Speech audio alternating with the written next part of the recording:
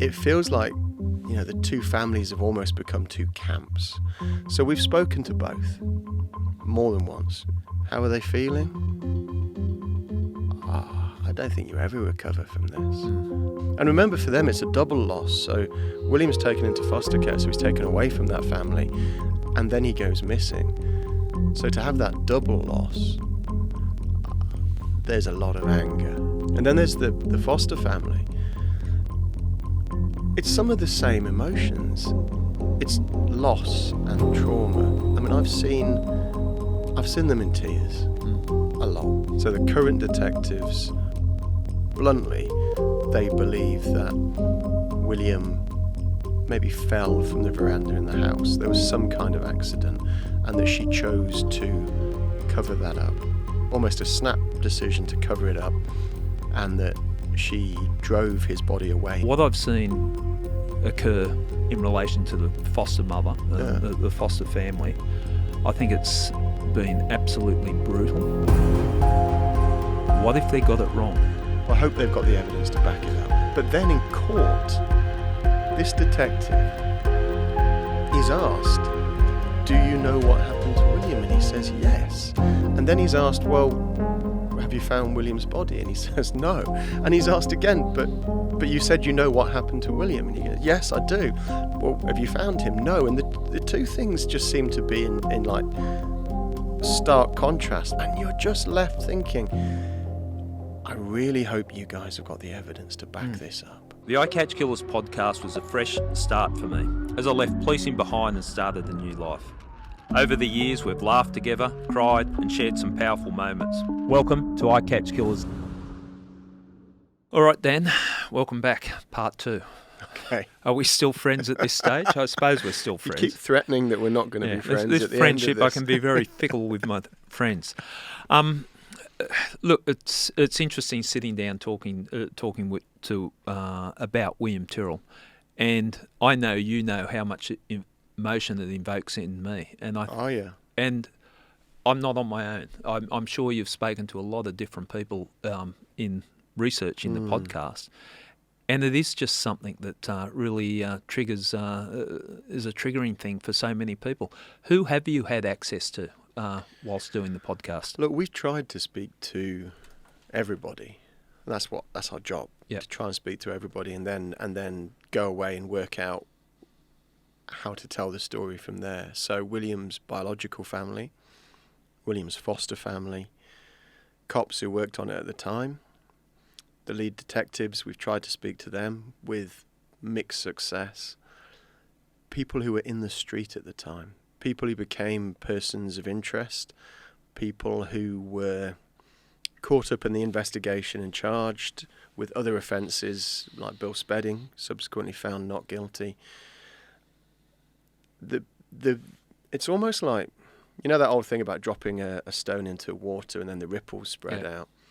William went missing, and then the ripples started to spread out, and the sheer number of people who are affected, either really close to where the ripples start, or just further and further and further out. The sheer number of people involved is extraordinary, and all of them have been hurt in some way, either by the fact that William went missing, and it is upsetting, or by what has followed since.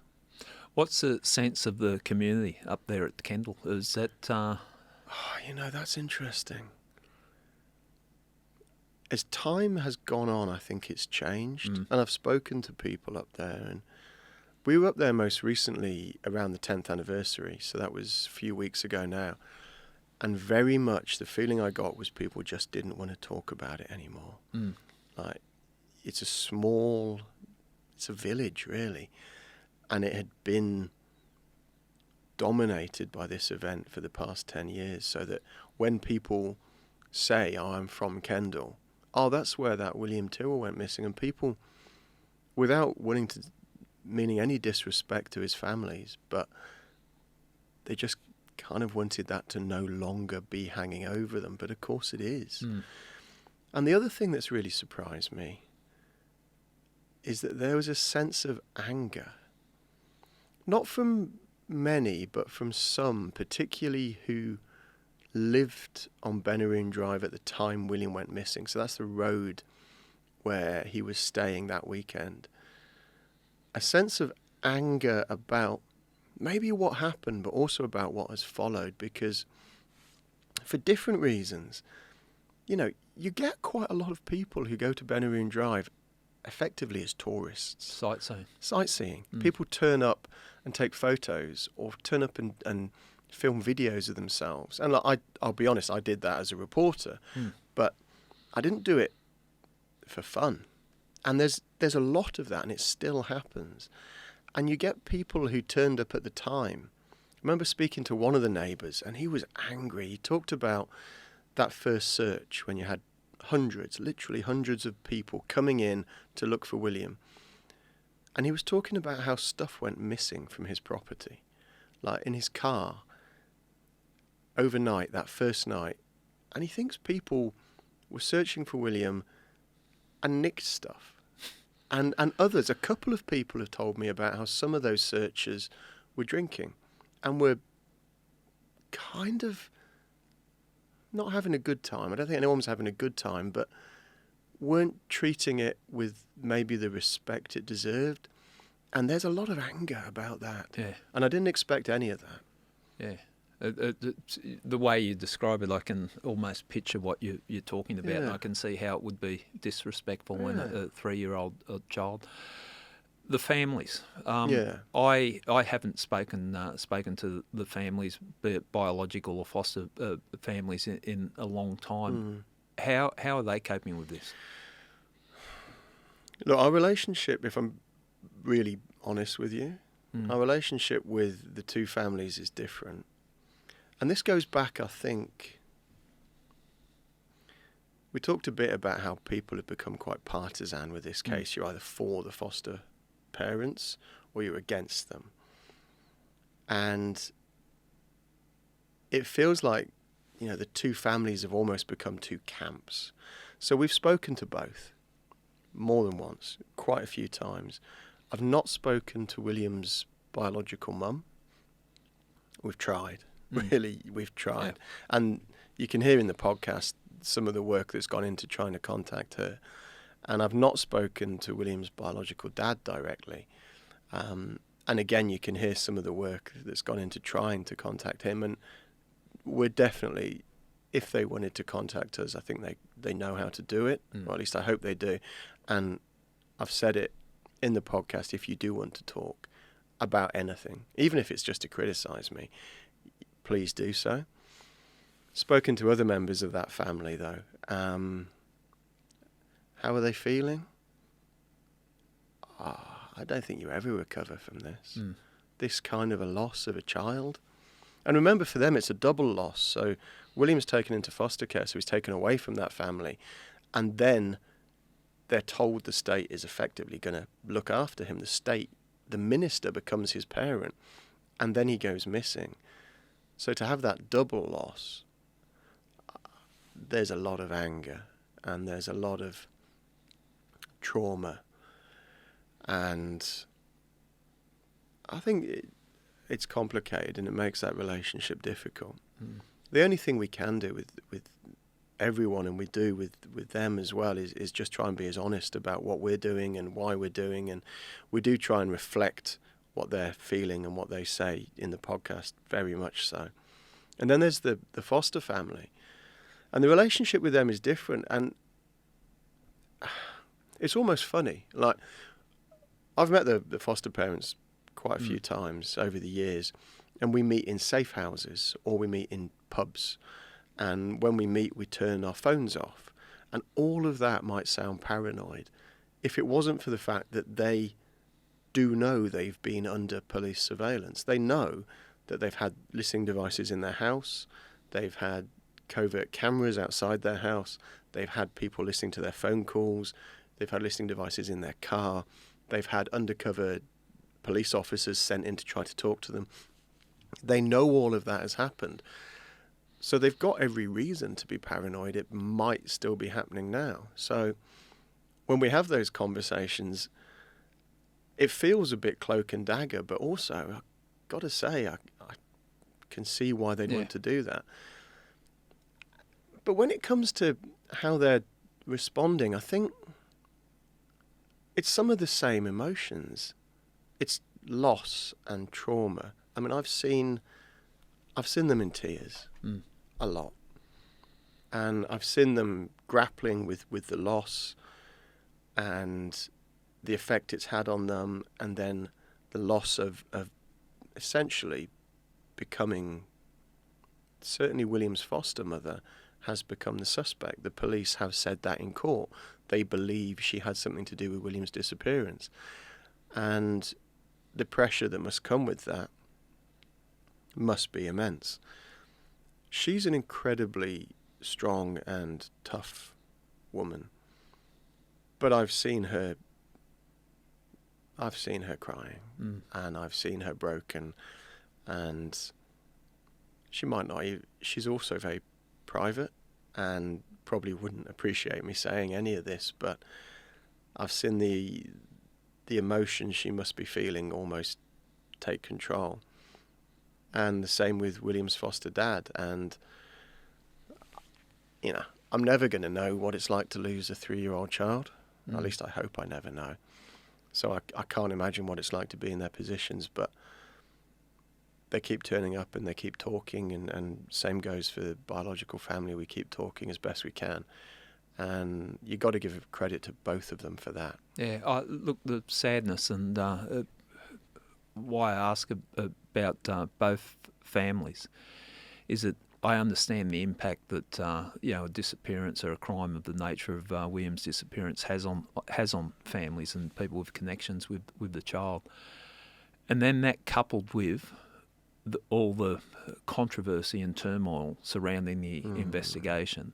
I can't separate myself from that because I'm embedded in the controversy. Yeah, you are. Yeah, and I just feel like it's so unfair. Like the one thing that you would hope as families, as with the Barraville kids, when the Barraville kids disappeared, that everyone would be united and heading, like as in law enforcement, governments, whatever, united in finding out what's happened to their loved ones. And with the William case, they see the to and fro in the arguments, the internal conflict within the police, what's happened to me, and it must not give them a great deal of confidence. And no, and there's a part of me that really hopes the police have got this right.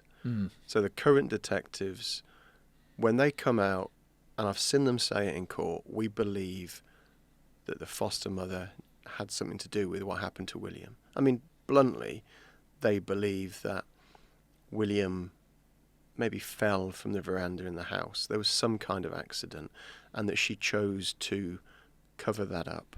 Almost a snap decision to cover it up, and that she drove his body away and disposed of it.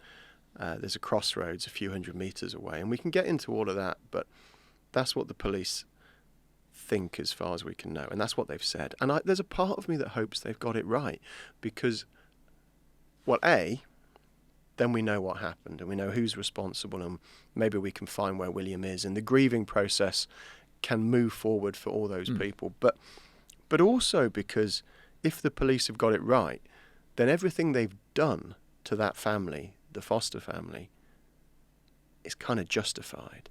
And I'm talking about their lives have been destroyed by the police investigation.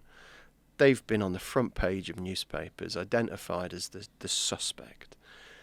Their friends, their neighbours, their families must be looking at them and thinking, did you dispose of a child's body? Did you do kind of the worst kind of crime you can do? Everyone must be questioning them. I know they've lost work. I know that their lives have, they haven't just kind of hit the buffers, they've been crumpled. But if the police have got it right, then that's kind of justified.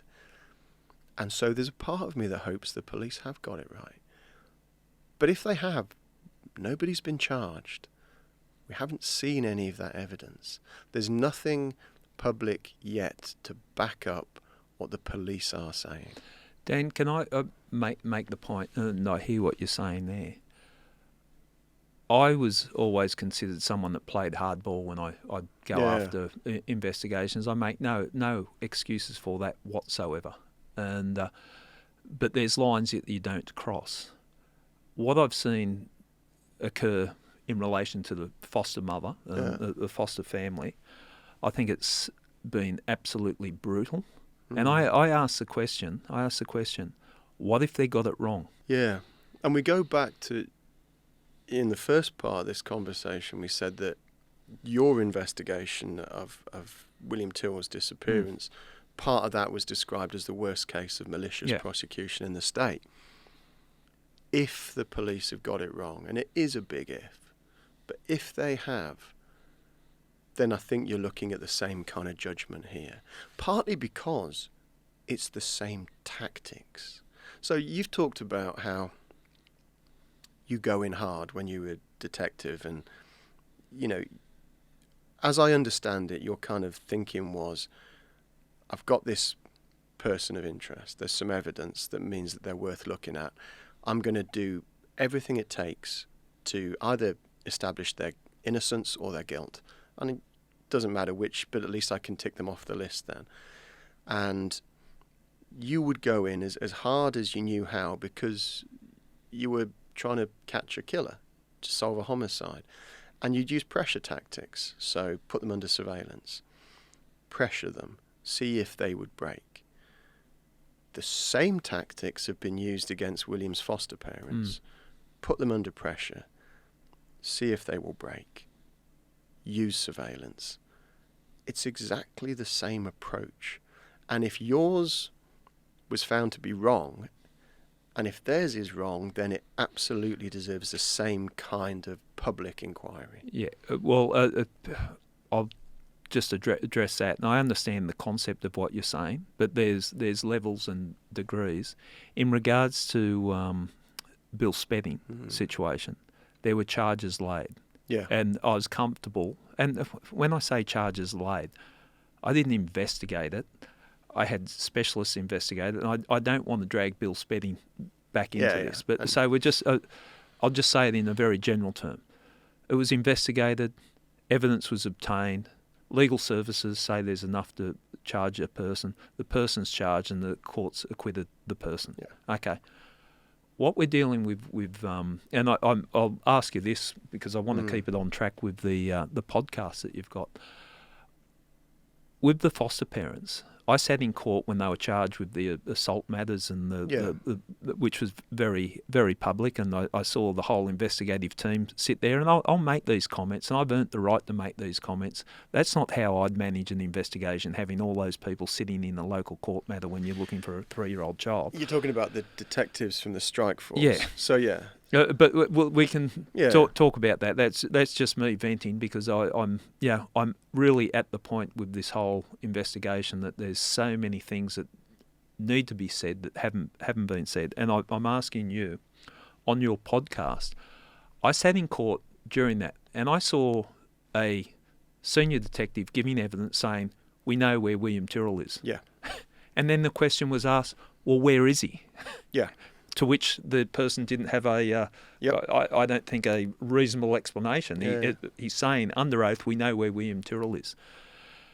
Then in that same, and correct me if I'm wrong, because I was in there as an observer, you're in there as a journalist reporting on it, that they in fact told William's foster mother that they know what's happened to William. They know where William is. Yeah. So, and again, acknowledge that under oath. Yeah, and both of these things happen, and if they don't, then it's extraordinary, because you're right, what did happen was 2 of the detectives on the strike force go to William's foster mother to serve her with a summons to give evidence at the Crime Commission, which is this hugely powerful, very secretive body. You're not even allowed to tell anyone you've received a summons. So they turn up, they give her this thing, and they say to her, you'll have to live with it. We know what happened to William. We know how. We know why. They're telling her, we know as a fact what you did to William. And that's one thing. So I hope they've got the evidence to back it up. But then in court, this detective is asked do you know what happened to William? And he says, yes. And then he's asked, well, have you found William's body? And he says, no. And he's asked again, but you said you know what happened to William. And he goes, yes, I do. Well, have you found him? No. And the two things just seem to be in like stark contrast. But then later, at a different court hearing, that same detective is asked, so you know what happened to William? And he says something different. He says, well, that was one of the theories. So at one point he says, yep, we know what happened to William. And then later he says, this is one of the theories. And those two things seem in stark contrast as well. And you're just left thinking, I really hope you guys have got the evidence to back this up. People that listen to the podcast, the upcoming episodes, and are you going to take them into a deep dive in those sort of things that we're talking about? Because I found that watching quite remarkable, and the fact that it wasn't reported on the way I thought it would have been. So I'm sitting there and I was gobsmacked what was coming out, and but it didn't really get reported on. And that, okay, so I had the same thought process, but when you're in court as a daily news reporter, you've got maybe 400 words to describe everything from that day in court. And all the other reporters in there were daily court reporters. And for them, maybe that aspect that you're talking about and I picked up on, it wasn't the big news from the day. Yeah.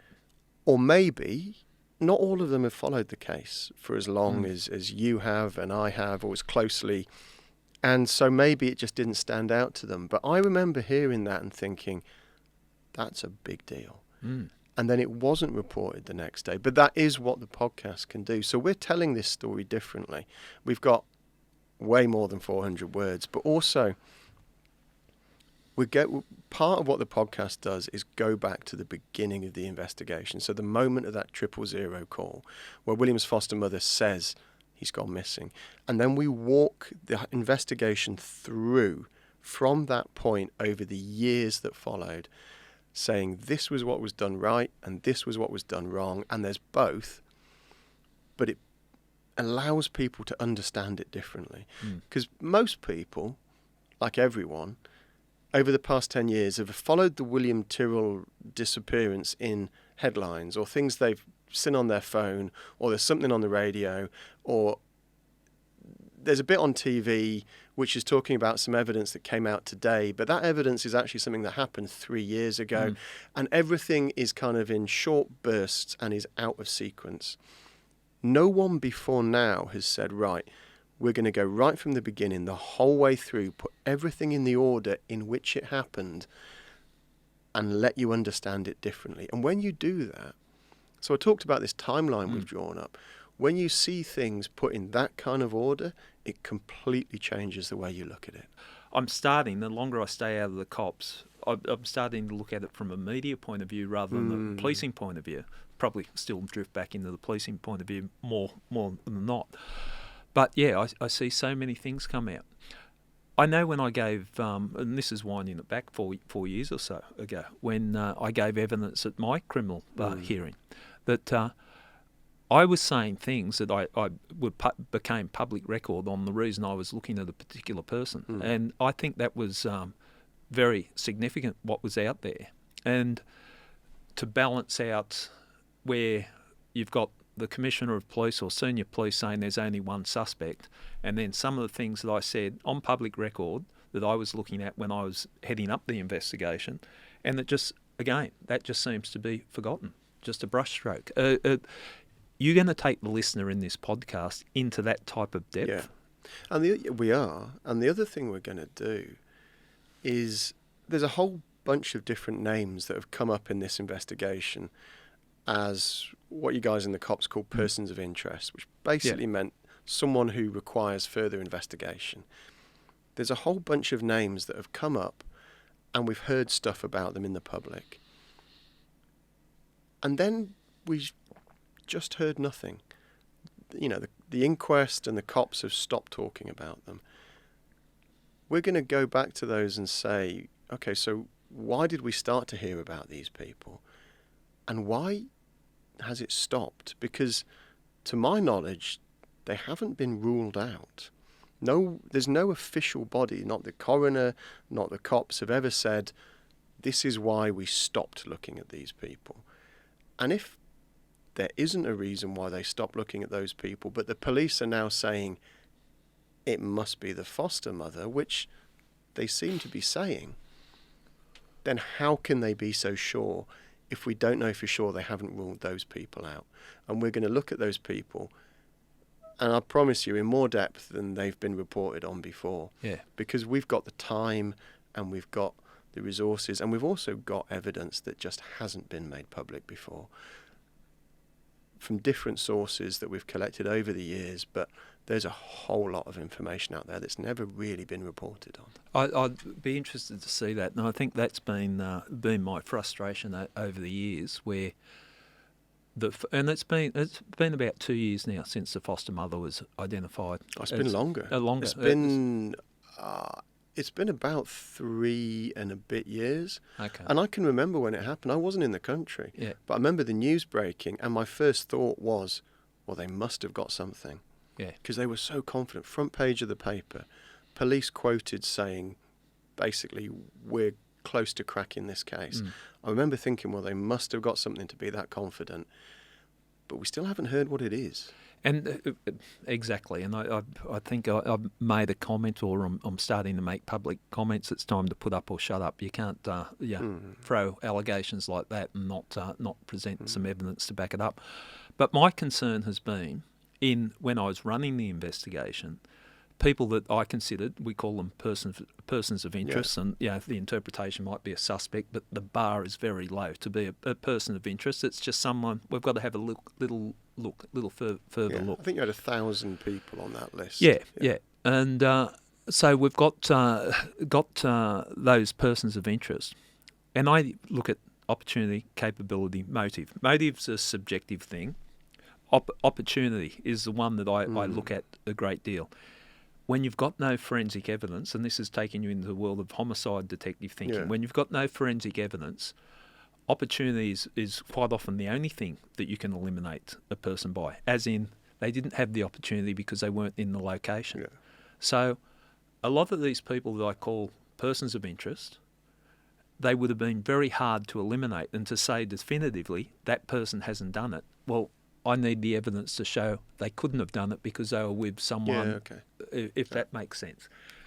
That's what's worried me about this narrative, that there's only one person, we're focusing on this one person, and being the foster mother. Yeah, and you got to think, if you were a defence barrister, if she ever were to get to court, and she's not been charged with anything, but if she ever were, then it's almost the first thing your defence barrister looks at is, well, what about person X, person Y, person Z, all of whom we know the police have looked at, all of whom we've heard this evidence against. Have you ruled them out? How have you eliminated them? Well, if you haven't, then there's no way you can say it's this other person. So we are going to be looking at that. And the other thing that's happening is, because we've now released some of the episodes and done some of the reporting for news.com.au, people are contacting us with tips and things that they've seen or heard or tried to report to Crime Stoppers at the time. And there's been a couple of those so far that I've looked at and thought, okay, that should probably get passed on to the coroner, because there's stuff that's come into us that I've not heard. As far as I know, hasn't come out publicly. But it seems like the kind of thing you definitely want to follow up. So we're actually passing stuff on to the coroner at the moment. And maybe those aren't the key bit of evidence that will make a difference. But what it does show is there's still things out there that haven't been tied down. And until you've done all of that, I don't see how you can be so certain it's this other person unless you've got witness evidence, forensic evidence, something as solid as that. Yeah. And if you have, why haven't you charged her? Well, and of course, we've got to say, she protests her innocence, 100%, has always said she has nothing to do with what happened to William. Well, it's when it was leaked, and I say leaked, the information that a brief of evidence had been provided to the DPP. Again, I've lost track of how long that was, probably 12 months ago, maybe longer. The brief to the DPP. We call them in policing sufficiency advising. So you present all the evidence, so you go to the DPP on complex matters or grey area type matters, and they come back and say, yeah, there's sufficient evidence to proceed with this. It's a sort of a safeguard to check. I've never seen any take that long, and I've sent some very, very complicated sufficiency advisings to the DPP, and they come back a lot quicker than that. So I'm at a loss why it's taken so long.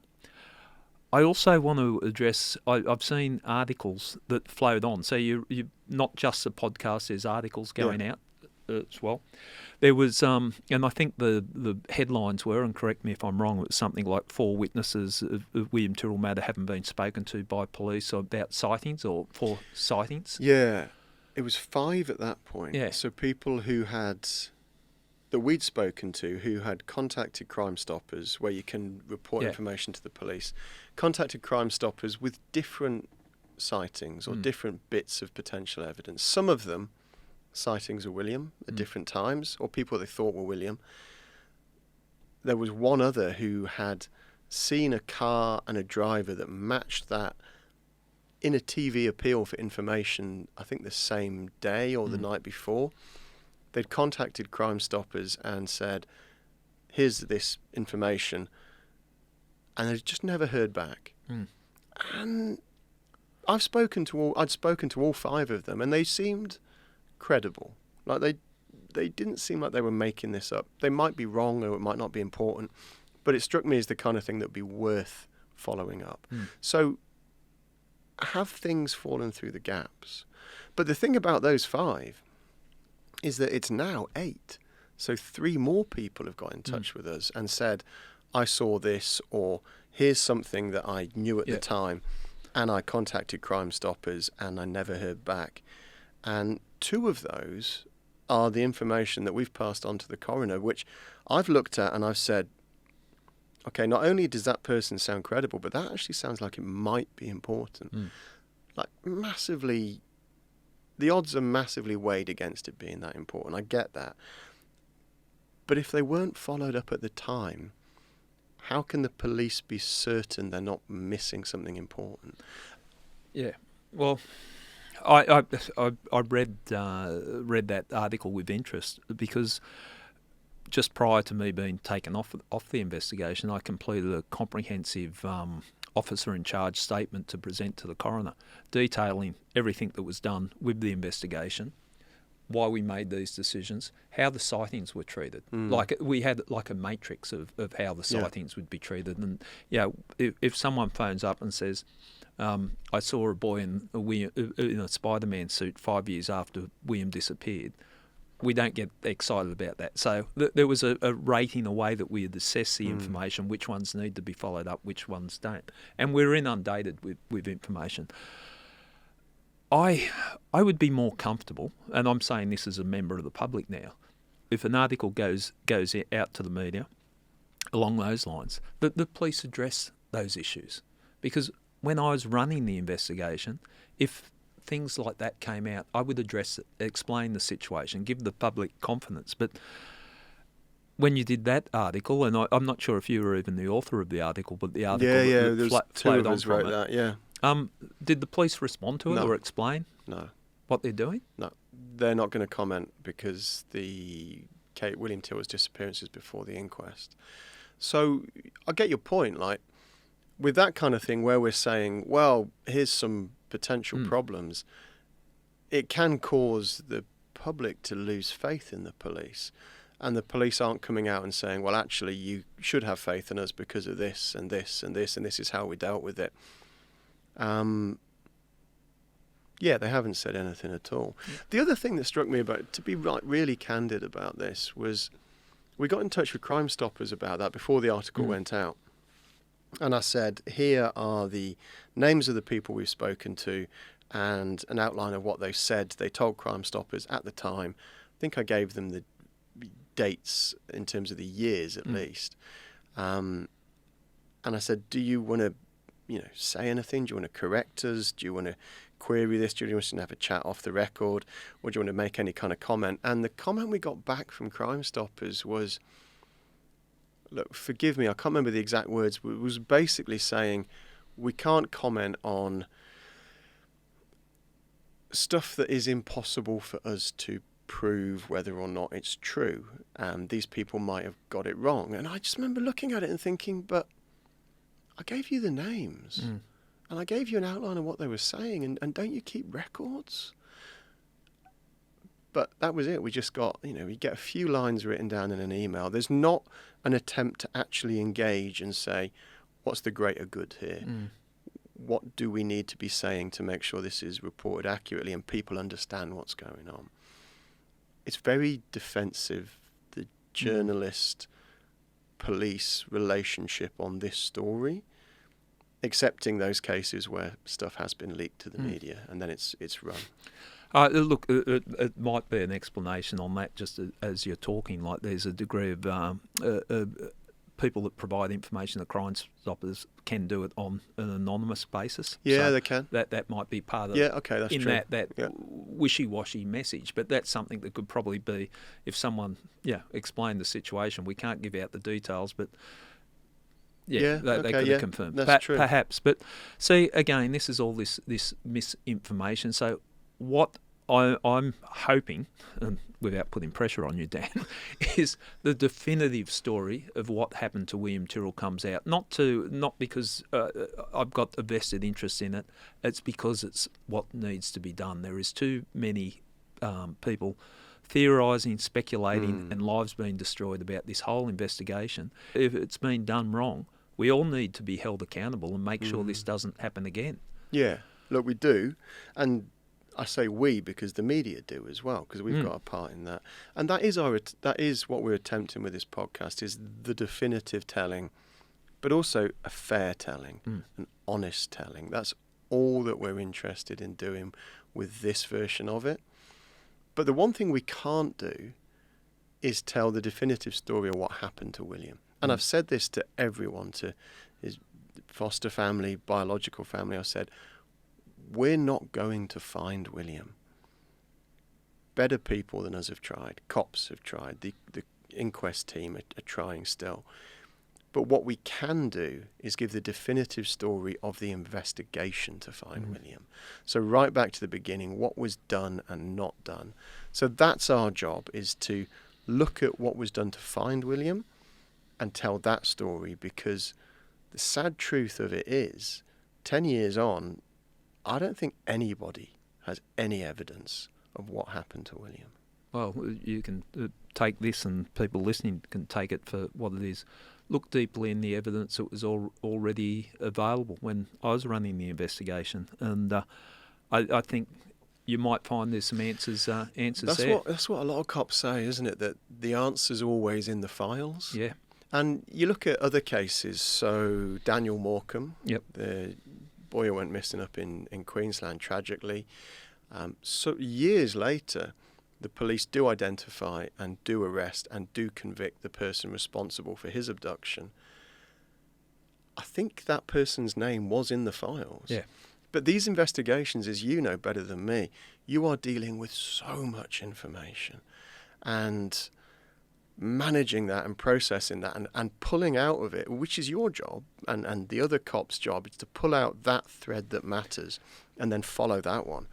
That's a high-pressure job. It's a high-pressure job, but it's a job that you evolve into. You don't lead an investigation of that nature unless you've got the experience. And I think I've said this to you in just off-the-cuff comments, that if I didn't think I was up to the task, I would have stepped away from that investigation because of the pressure. But 20 years of experience doing this, so I felt right for it. And this is not me justifying my position.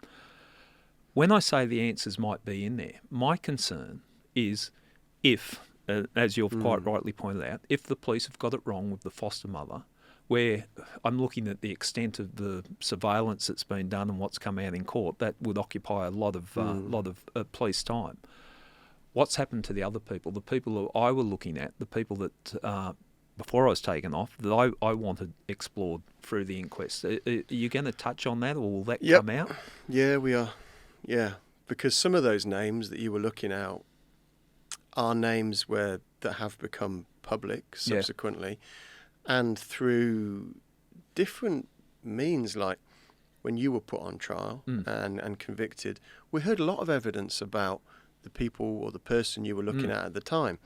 And at the inquest, other names have come up that, actually thinking about it, the strike force, when you were leading it, was starting to look at one or two other people.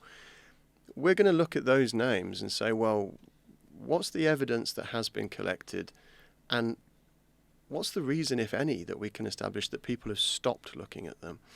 Because, and this is something William's foster mother said, so she's basically said nothing since she became identified as a suspect. So she released a written statement. But her point is, in that statement, she says, basically, if the police have been, because she says she's innocent, if the police have been wrongly looking at me, then who have they missed over the last 5 years? And that becomes really important. And I know there's a couple of ifs, like if the police have got it wrong, then who have they missed? But if the police have got it wrong, that means the person who is responsible for William's disappearance is still out there somewhere. Maybe was someone the police were looking at some point, because there were so many people, there's 1,000 people on your persons of interest list. And maybe the opportunity to gather the evidence against that person has now been lost, because memories fade, forensic evidence can be destroyed, witnesses die, people get old. And if that's the case, that's a tragedy. I'd say it's beyond a tragedy. It's unforgivable if that's happened. And I'm going to sit and say strongly on this. If people that I were following up haven't been followed up merely on the basis that I was following up those people, I think it's disgraceful.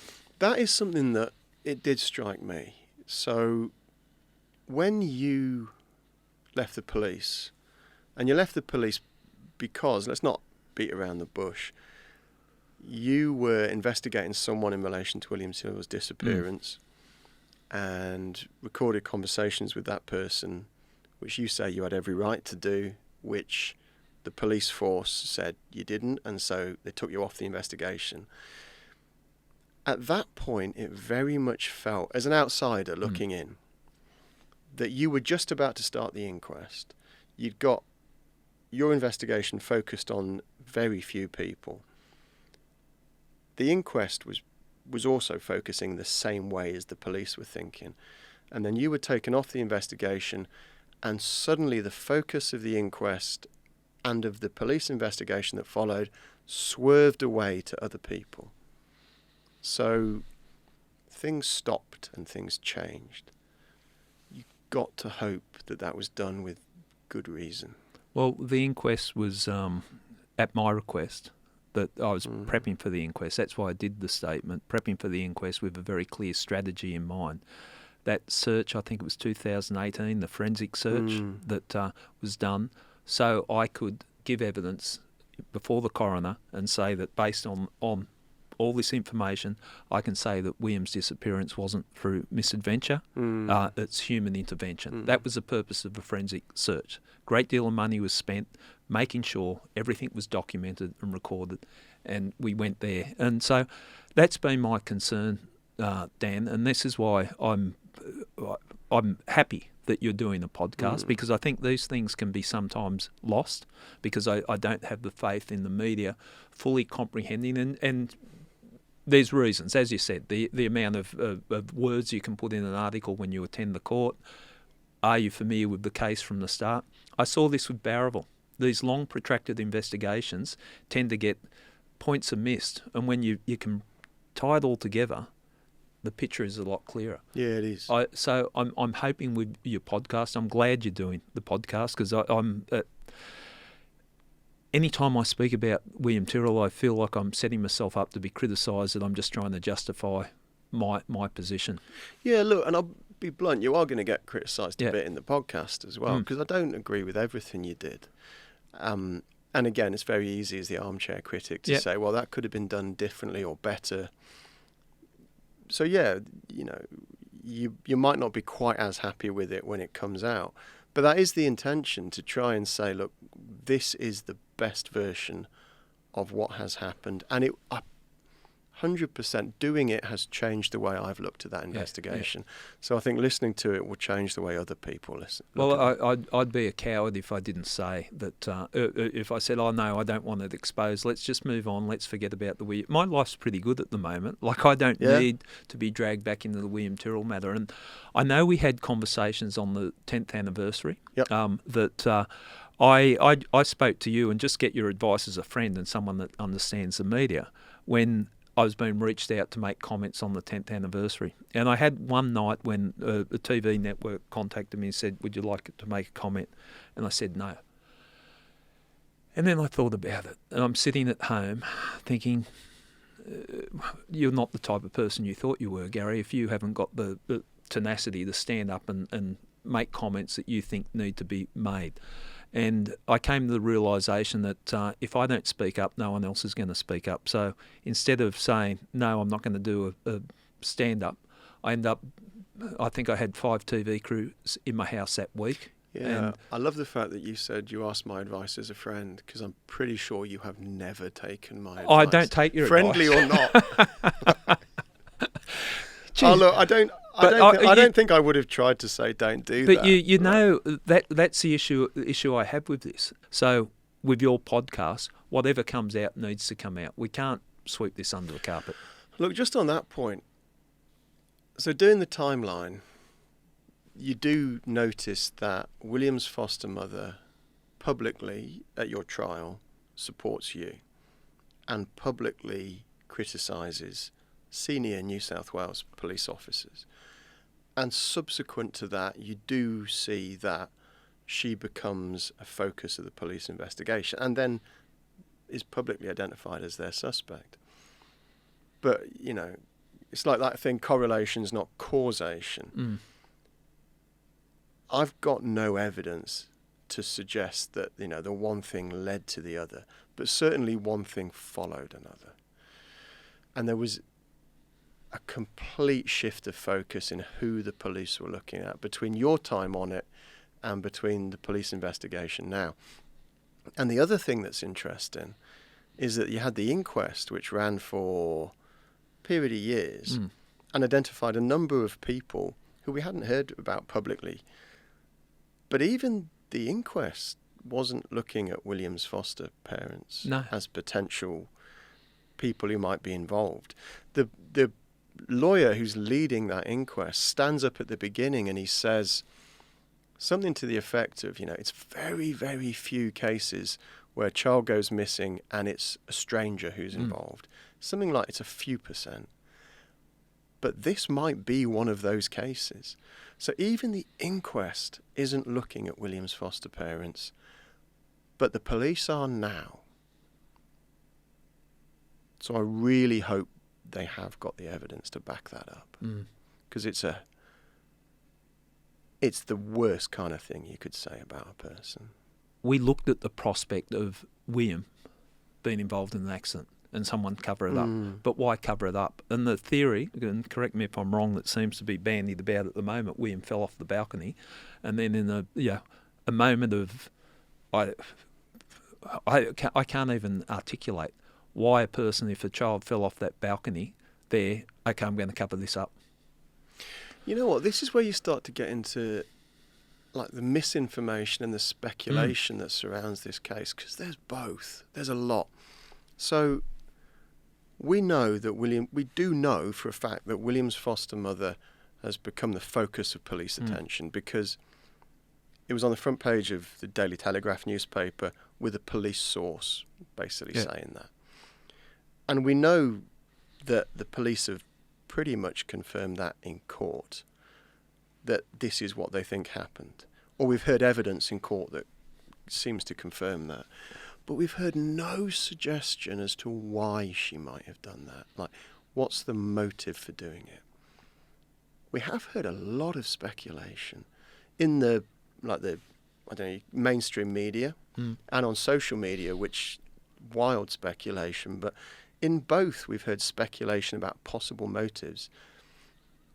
But we've also heard speculation about all kinds of other things to do with this case. There was one article shortly after William's foster mum was identified as kind of the lead suspect. There was an article, and the headline was something like, "Inside the Police Thinking on William's Disappearance." And the idea was, here's the big scoop on what the police have got that makes them think William's foster mother's responsible. And one of the things was that the last known photograph of William, so the last time we know for a fact he was alive, he was barefoot in the photo. Yet William's foster mother's evidence to police was that he was wearing shoes at the time he went missing, and that she'd said to him, "Put your shoes on, it was bindi season." So bindi's those spiky little things you see in the grass. But according to this article, it wasn't bindi season. Ergo, her story is not true, and therefore she must be responsible. So when we went up to where William went missing, on the 10th anniversary, so this is 10 years to the day since he went missing, we stood outside the house that he disappeared from, and we tried to walk through what had happened to him and what the police think happened. And my colleague, Nina, she looks down at the grass. At the moment I'm talking about this bindi, and she says, "Oh, what's that?" And it's a bindi on the grass. So this whole, it is, it's speculation. This whole thing about shoes, not shoes, bindis, not bindi season. Well, there was a bindi on the grass 10 years to the day since he went missing. And the other thing is, William knew how to put his own shoes on. So none of it seems to matter. Dan, just on the bindi, let's call it the bindi situation. I had a conversation, off the record, friendly conversation with a journalist that I respect, and this journalist said to me, because I was arguing the toss on, why are the police suspecting the foster mother, and that story was relayed to me. What, the bindi? The bindi story. Oh, so it was more than one journalist who got this. Yeah. So this is how it was told to me to convince me that I've got it wrong. It's a foster mother, and this is. Not verbatim, but my recollection of the conversation was, "But Gary, guess what? The foster mother said that she told William to put his shoes on because there's bindis." And I'm going, "Yeah." It wasn't bindi season. And I've gone, wow.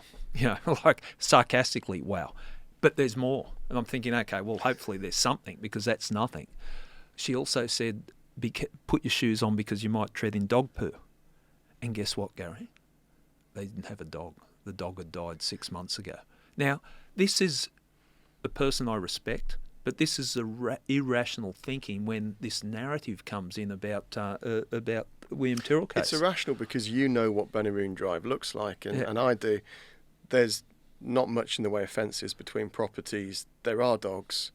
There could be dog poo. But it's also irrational what you say to a 3-year-old child. Like I would tell. Oh yeah, there might be. Yeah. There's 1,000. Put your shoe on, I'll give you a lolly. Like it's. I honestly, I've thought about this.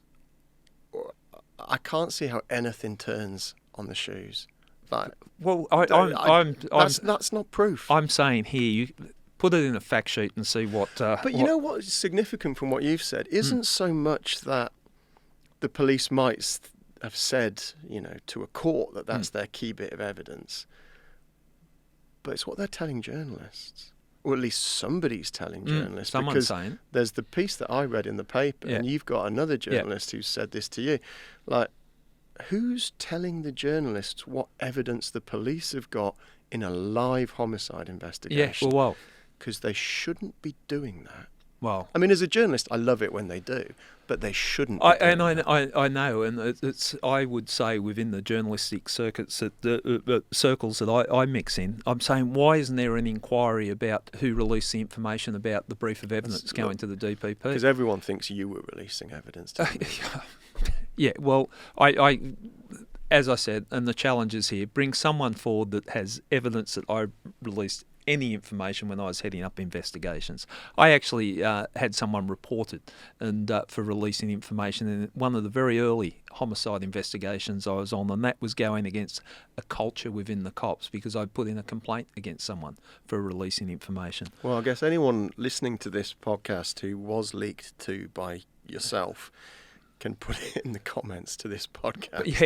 Put the calls out. Can I say, sorry, one other thing? Yeah. And I apologise when I talk William Tyrrell because it does evoke emotions. But I want to make this other comment. Take homicide hat away, media hat away. The foster mother is let's say, a person of interest in a murder investigation. I've never, in all my time as a homicide detective, and I asked the public to think this through, had someone complain that the investigation has been shut down if they were the person responsible. All right, see, that's interesting about the foster mum, because she has campaigned publicly and privately for more police attention on this case. So probably anyone listening to this who was in Australia at the time will remember the Where's William campaign, which was massive, like billboards on the side of the road. Like you'd drive from Sydney to Kendal and you'd go past 2 or 3 of them. I can remember being in pubs up that way and your beer mat would have William's face and a little thing saying, if you know anything, contact Crime Stoppers. TV stuff, like social media, like a huge campaign which you were involved in a bit as a cop at the time, and the foster parents were heavily involved in, basically saying, if you know anything, please come forward. And we now know that she was also, over the years, privately writing letters to the police commissioner and others saying, put more resources onto this. Not just asking nicely. One of those letters has been made public, and she's basically threatening him. You are not doing enough on this case. If you don't do more, we will get in touch with the politicians. The wording's much more polite there, but you can read between the lines. Like she's saying, if you don't do more, we will get on your case. Now, if she actually is responsible, then she's playing a very clever, dangerous game of double bluff. Because that's not what most guilty people would do in that case. I've never seen someone, and people might argue, we've all seen the husband that has murdered the wife and gets on the TV. You do see that, and plead for, we need to catch the killer. I've seen that in homicide. But we're talking 5 years down the track. So the foster mother could have quite easily have just drifted off in the background, say, look, I appreciate the effort the police have done. Sadly, we haven't got results, and no one would think anything of it. 5 years down the track, her concern was the investigation was going to be shut down, under-resourced and all that. She wanted it investigated thoroughly. She wanted answers. Okay, I'm doing what I've criticised other people. I'm speculating. But these are the things that you've got to take into account. I just find it extremely unusual, and it was someone that said it to me when I was talking about it, just in a casual conversation. But why would she be asking for it to be ramped up? And I'm thinking, that's a good point. Yeah, it is a good point.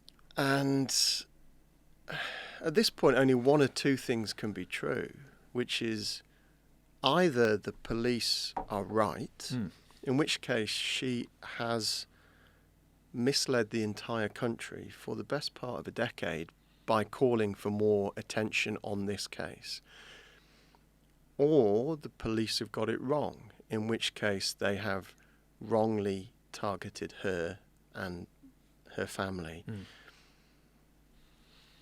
And only one of those two things can be true. And either one of them is a pretty unsettling prospect. And this case, the inquest is going to conclude this year. So November, December is the last 2 scheduled public hearings. So everything's got to come to a head. Like at the end of that, you'd hope we know which of those versions is true, because only one of them can be the true story. Yeah. And the podcast we're doing will run through and will report on those inquest hearings as well. So as part of this series, we are going back to the beginning of the investigation, saying here's what happened and what was done right and what was done missed. But we're going to be there for those inquest hearings and we'll report on what comes out there. And I'm expecting it to be shocking, actually, because there's so much that's now weighing on this. And at the end of the day, the thing that gets lost, and this is, a couple of people have said this to me, and I'm guilty of it, and maybe we're guilty of it in this conversation because we're talking about, what about the police and what about the media and what about the foster parents? And the thing that gets lost is William himself. Yeah. You know, there's a line in one of the episodes in the podcast where someone says, like, it's almost like William's become an absence in his own story. And probably the person we haven't actually really spoken about enough in this conversation is William himself. Yeah. And we are going to get to the end of the year, and one of these 2 accounts of what happened to him will hopefully be the one we realise is the true one. And then maybe at that point we can actually stop and start thinking about the boy himself who went missing. Yeah.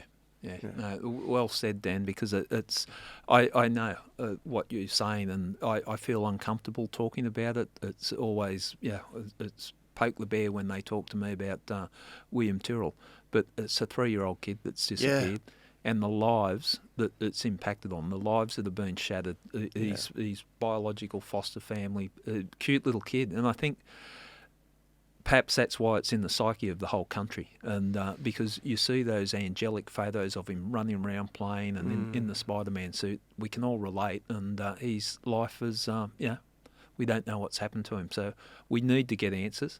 I'm hoping your podcast will assist, and not just encourage people to come forward with information, put the spotlight on the people that are involved in the investigation. Where the cards lie, if I'm due for criticism, we don't want a situation like this happening again, but we've got to accept the responsibility that comes, not just the police, the coroner, everyone that's involved in it, the media, on a situation like this. We need to bring an A game to it, so hopefully your podcast delivers. I hope so.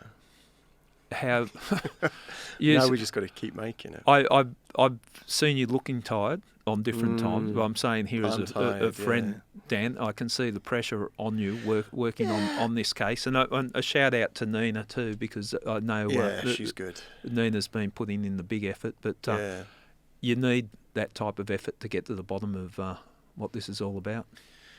Yeah, I don't think I've actually worked this hard on anything before, and it does feel relentless, and like it's definitely having an effect. But this is true of everyone who's worked on it, isn't it? Like you take these cases on because they're important and they're worth doing, but they take something out of you in return. I've worked on each of the last 3 weekends. I've currently got 4 ulcers in my mouth because my body's trying to tell me that I'm a bit run down. Like, my wife's been great and the kids have been really supportive, but like, we're on this until Christmas now because that's how long the inquest is running for. Like, and I'm already thinking, that's going to be a long trot. Yeah. But you do it because it's important. Yeah. And you do it because, there is a little 3-year-old kid and something happened. And there are other people who got involved, not out of choice, but got involved in everything that followed, and they're important. So I really hope that we can get to the end of this year. And I say we, I mean collectively, like we, the public, we, the media, we, the police, we, the inquest, and we can say we gave that our best shot. Yeah. Well, I think the right person's doing it, the effort you're putting into it, it needs that effort. And I say this not naively, like if it comes back and bites me, so be it. But we need answers, and hopefully this will help in some way, and we'll get answers for William. How can people listen to the podcast? You can listen to this podcast anywhere you get your podcasts. The podcast is out. We're releasing episodes weekly. When the inquest is on, we might end up doing more than one a week just to report on what's happening. You can Google it, Witness William Tyrrell, and the reporting's in news.com.au. So it's out there and it's pretty easy to find. Okay. Well, I'm just going to say, as someone that was involved in the investigation, there's more to this investigation that's been reported in the media. So, if you're interested there's more to this than I ever thought. So many layers. Yeah. Yeah. So, good luck with it. Thank you. Thank you for your time. I think we're still friends. I'll wait. I'll wait until I hear the rest of the episodes. You need to wait until you've heard the episodes about you. Yeah. Which is actually the one I'm writing today. Oh, so great. I'll keep you posted. Yeah. Great timing. All right. Thanks, Dan. Thank you. Cheers. I always find it difficult talking about the William Tyrrell investigation because I've got so much investment in the case. I hope you found that chat interesting with Dan Box. I hope the podcast series that Dan Box and Nina Young is working on, called Witness William Tyrrell, will give people answers to questions that need to be answered. And I'm comforted in the fact that both of them know that the main focus should be on finding out what's happened to William. We can't forget the fact that a 3-year-old child's just disappeared.